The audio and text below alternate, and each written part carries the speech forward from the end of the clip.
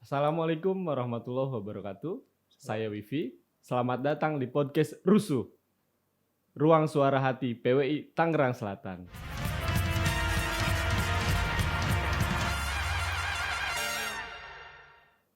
Ini merupakan program perdana podcast PWI Tangerang Selatan. Di sini kita bakal membahas banyak hal, mulai dari isu politik, sosial, kebijakan ekonomi, dan kebijakan pemerintah di Kota Tangerang Selatan secara santai.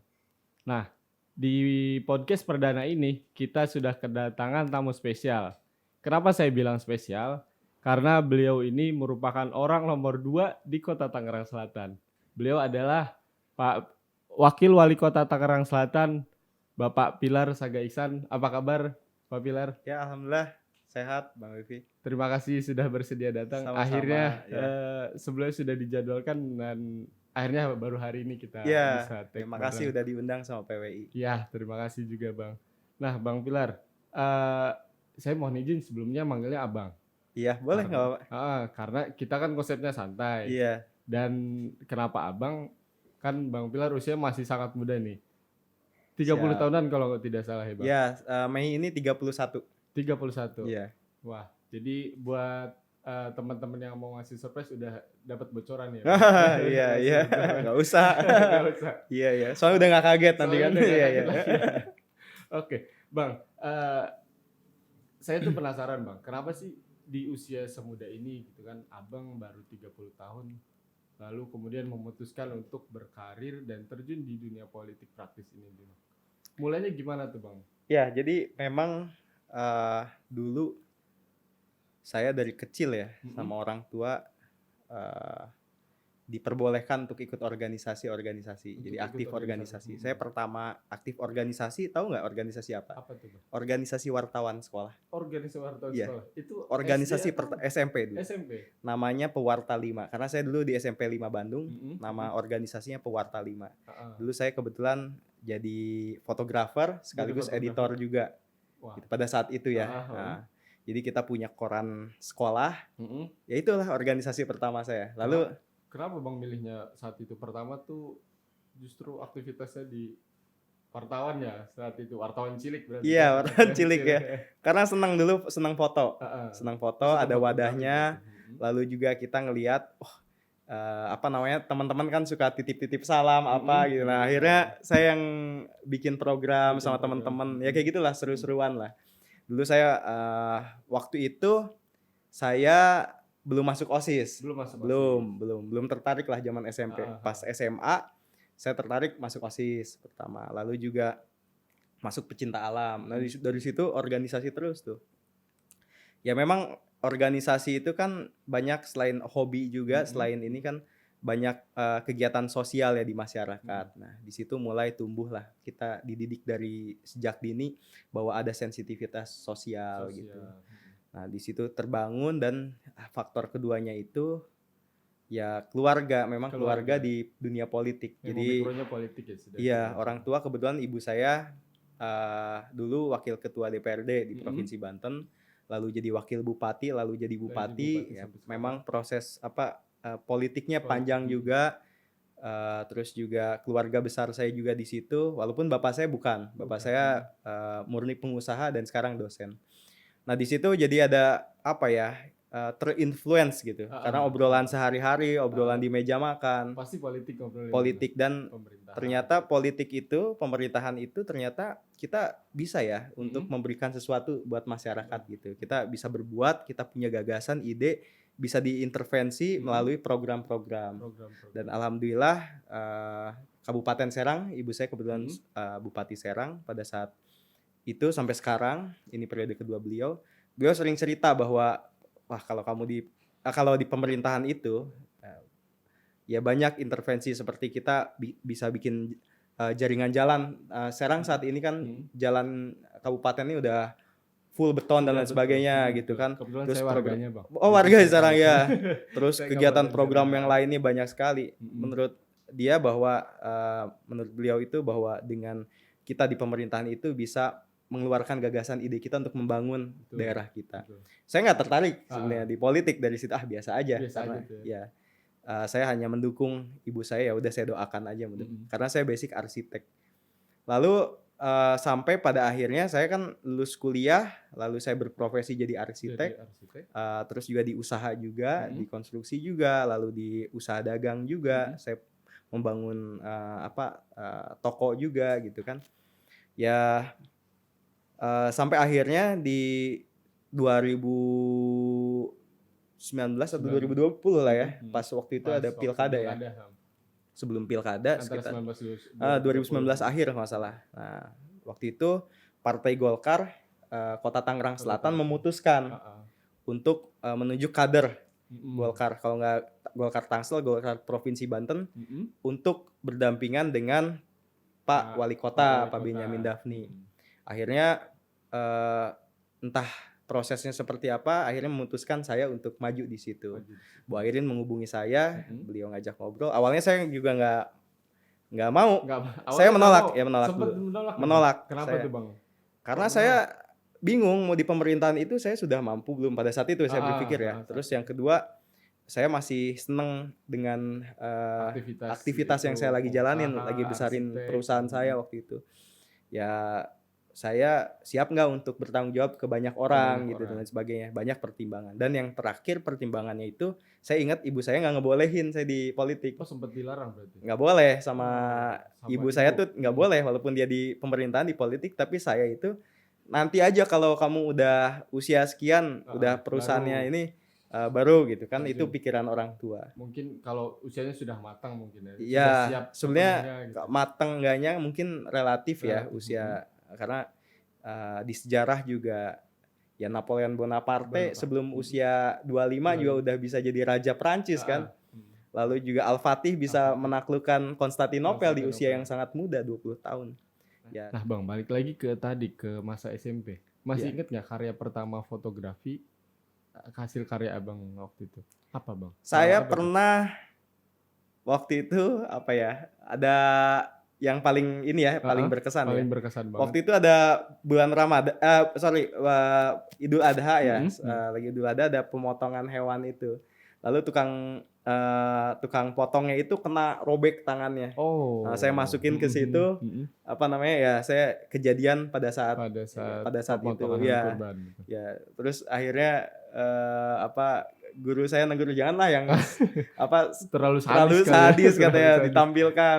Oh, ternyata ini ya, saya jadi belajar gitu. Jadi tahu bahwa mana yang harus kita tampilkan ke publik, mana yang enggak, kita harus difilter sensor dulu. Ya kan, waktu masih SMP kita masih enggak ngerti gitu.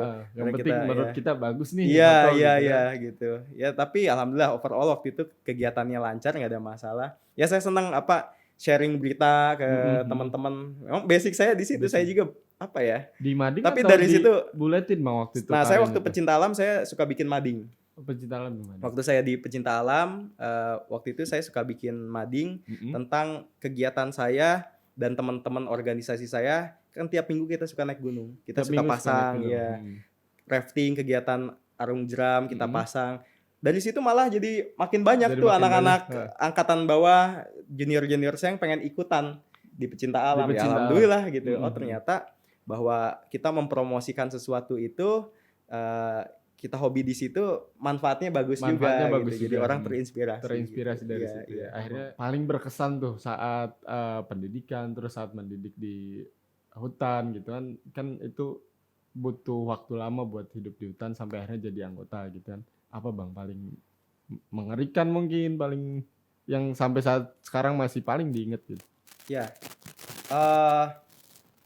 ada satu kata bijak dari Sir Edmund Hillary, dia pendaki pertama Gunung Everest ya. It's not about to conquer the mountain but ourselves katanya. Jadi bukan tentang bagaimana menaklukkan gunung, tapi menaklukkan diri sendiri. Itu yang paling penting. Nah itu dia.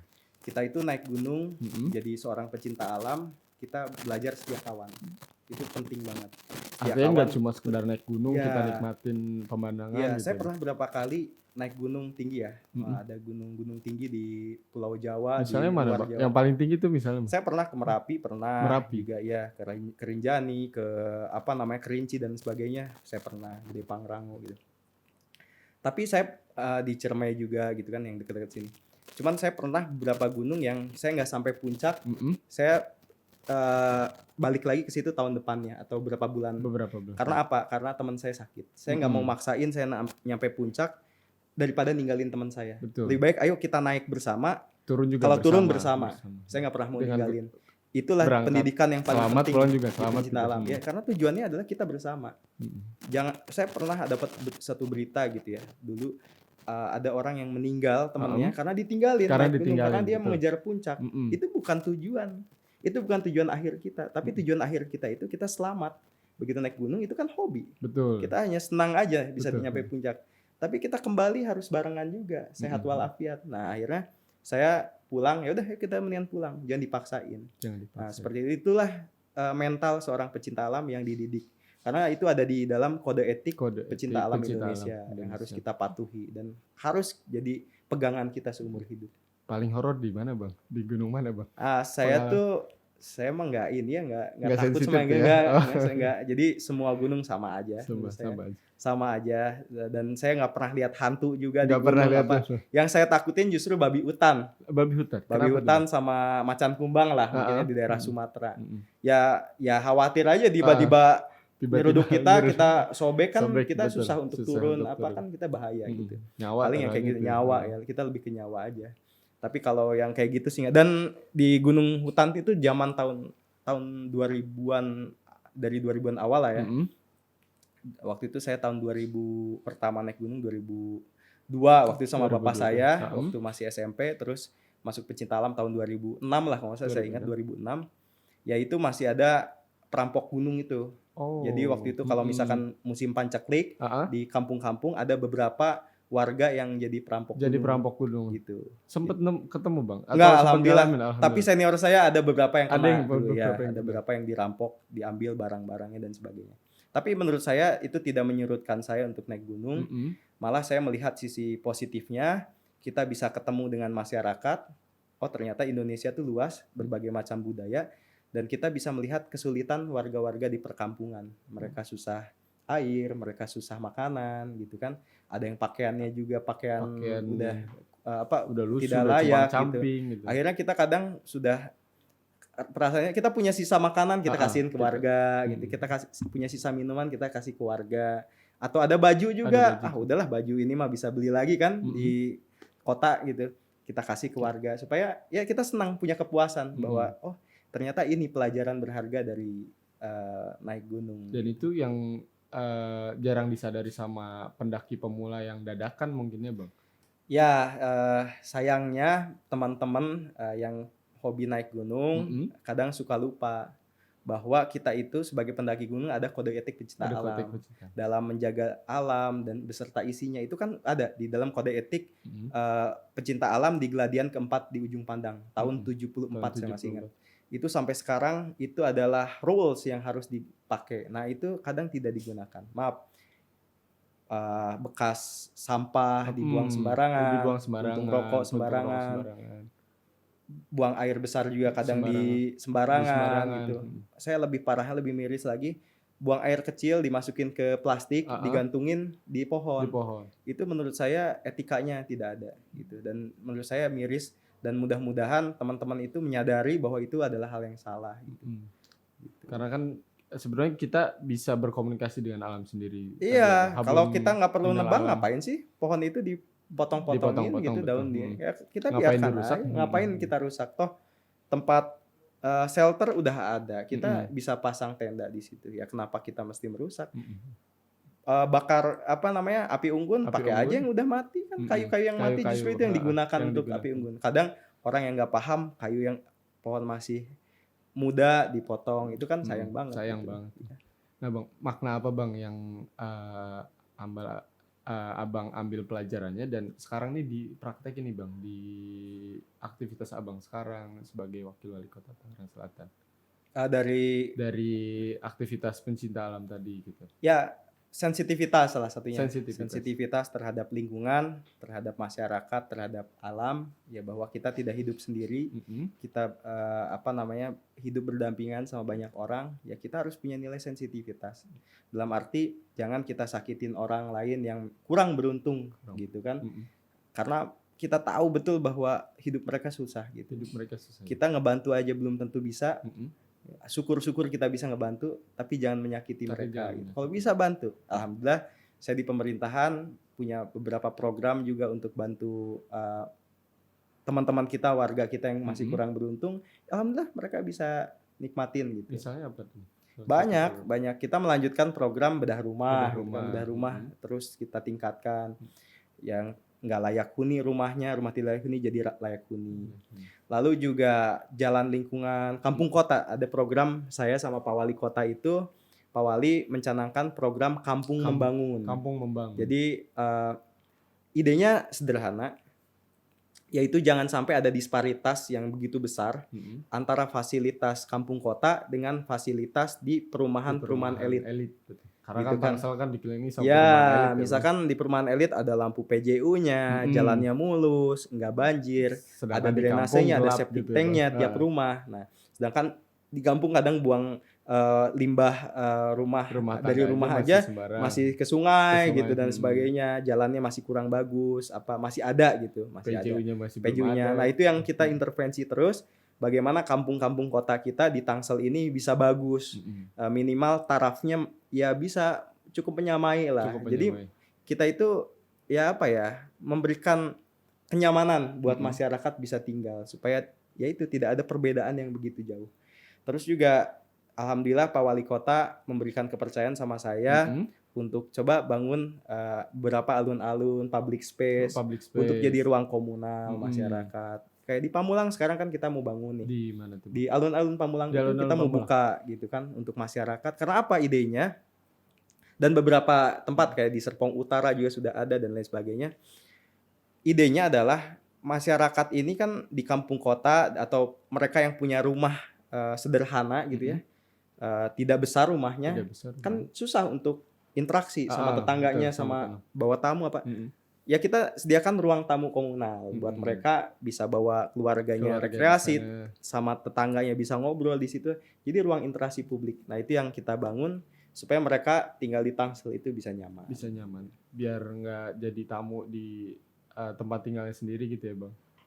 Karena kan ada kesenjangan tadi. Iya, jadi mereka tidak merasa wah saya serba kekurangan. Gitu. Nah, kita intervensi melalui kebijakan supaya mereka juga mendapatkan fasilitas yang lebih layak. Dan bisa mereka nikmatin. Nah Bang, sekarang kan Abang udah hampir setahun nih Bang jadi Wakil Wali Kota Tangerang Selatan. Apa sih Bang yang udah didapat dan yang udah dilaksanain?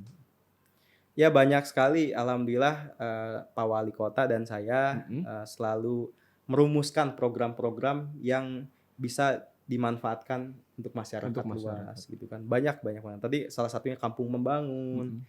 Terus juga program ngider sehat juga ya. Kita bukan hanya tunggu bola di rumah sakit sama puskesmas, tapi jemput bola. Kita datengin ke rumah-rumah naik motor. Satu kelurahan, satu motor, setiap hari keliling beberapa RW gitu kan untuk ngecek ada yang hipertensi, ada yang gula darahnya naik dan sebagainya. Supaya langkah preventif supaya orang jangan tiba-tiba sakit keras. Nah itu salah satu program yang ngider sehat. Alhamdulillah sudah berjalan. Tahun ini sudah dianggarkan ada 54 motor NMAX. Iya keren, cepat masuk.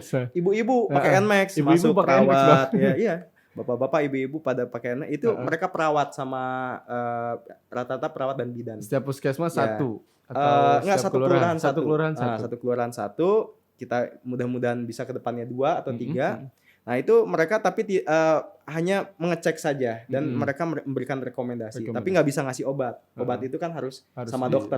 Nanti ke puskesmas mereka dirujuk lalu dikasih obat sama dokter dan lain sebagainya. Jadi kita mengetahui penyakit masyarakat sejak dini. Endemik yang ada di masyarakat kita tahu. Oh ternyata di wilayah ini ada TBC. Oh ternyata di wilayah ini ada DBD, itu kita terjun. Selain kita koordinasi juga sama Jumantik, kader Jumantik, kader PKK dan lain sebagainya, kita tetap gerakan RT dan RW 4 lah. Nah Bang, satu lagi nih Bang. Tangsel kan sekarang ini lagi menggaungkan tagline Tangsel 1000 komunitas. Nah, ini seperti apa sih Bang? Abang goalsnya tuh seperti apa dan Abang seoptimis apa Tangsel bisa jadi 1000 komunitas, kotanya 1000 komunitas begitu? Ya, gagasannya kan bahwa sekarang itu adalah zamannya kolaborasi. Kita menangani masalah pandemik dengan kolaborasi kita berhasil ya. Kita berhasil. Kita semakin erat hubungannya dengan masyarakat, dengan organisasi-organisasi, dengan lembaga-lembaga, dengan Forkopimda. Itu salah satunya karena hikmah dari pandemik ini. Hikmah dari gitu. pandemik. Jadi pandemik ini kita nggak bisa lihat Tuhan itu memberikan suatu musibah pasti ada hikmahnya. Hikmahnya adalah kita makin erat, makin kompak, vaksinasi bersama. Kebayang kan? Mahasiswa yang biasanya kritik pemerintah sekarang bersama-sama kan teman-teman mahasiswa ya. Saya juga pernah di dunia aktivis. Saya merasa kita yang biasa ini ternyata kita juga merasa harus bersama-sama. Harus ikut serta. Alhamdulillah semuanya bergerak dan vaksinasi Tangsel kan sudah 100%. Sudah 100%. Vaksinasi tahap pertama sudah 100%, tahap kedua sudah 85%, booster sudah 25%. Nah, ini kan karena dukungan. Nah, kolaborasi ini yang kita berpikir bahwa 5 elemen pentahelix ya, pemerintah, masyarakat, akademisi, lalu juga dunia usaha, dan yang kelima insan pers. Ini kelima ini harus bisa bekerja sama dengan baik untuk membangun sebuah kota. Ya, jadi kita berpikir bahwa di masyarakat itu banyak komunitas-komunitas yang ternyata mau mendukung program-program pembangunan sosial, budaya, ekonomi, keagamaan dan lain sebagainya. Oleh karena itu kita targetkan Tangsel ini ibaratnya mungkin udah lebih dari 1000 sih kalau komunitas ya. Kalau Tangsel ini kota 1000 komunitas gitu ya. Komunitas yang memberikan manfaat dari berbagai aspek untuk masyarakat. Itu aja. Bang Pilar, ternyata kita sudah kasihan ngobrol dan ternyata sudah 30 menit kita ngobrol. Siap. Karena keterbatasan waktu kita akhiri obrolan kita hari ini. Terima kasih tapi banyak. Semoga bakal ada waktu lain buat menyambung obrolan yang lain lagi. Karena masih banyak yang kita pengen bahas. Tapi karena keterbatasan waktu ya terpaksa kita harus akhiri. Terima kasih undangannya dari PWI juga, Bang Wifi. Ini podcast pertama dan saya sangat merasa terhormat bisa jadi bintang tamu pertamanya dan mudah-mudahan sukses terus buat PWI. Amin. Dan sukses juga teman-teman insan media semua, mudah-mudahan sukses, sehat walafiat. Dan saya mengucapkan mohon maaf lahir batin menjelang bulan Ramadan buat masyarakat. Saya boleh izin boleh silakan. Untuk masyarakat Tangsel juga kami atas nama pemerintah Kota Tangerang Selatan mengucapkan mohon maaf lahir batin menjelang bulan Ramadan.